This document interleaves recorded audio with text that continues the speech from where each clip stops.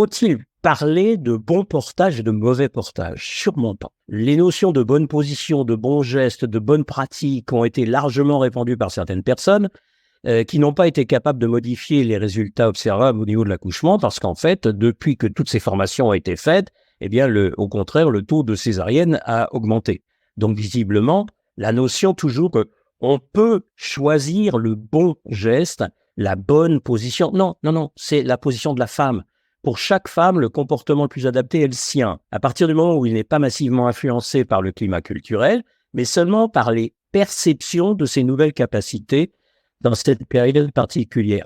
Encore faut-il qu'elles soient incitées à les rechercher. C'est ça le très gros problème. Je pense que notre travail envers les femmes enceintes est beaucoup plus d'essayer de les guider dans chercher à percevoir. Vous êtes dans une situation nouvelle, beaucoup de choses ont changé, vos muscles aussi, et donc à partir de ce moment-là, il ne s'agit pas de lui dire ce qu'elle doit ressentir, mais de l'interroger sur ce qu'elle ressent dans sa nouvelle position. Est-ce que cela change? Qu'est-ce que cela change pour elle? Se sent-elle figée, gênée dans ses activités? Parce que ce qui est important, c'est que l'équilibre divergent peut avoir des conséquences qui sont relativement importantes sur le plan obstétrical lorsque c'est porté, je dirais, à l'extrême. Et il est relativement facile de savoir, d'avoir son retour sur le fait que c'est trop tendu, vous êtes figé, vous ne pouvez plus bouger, etc.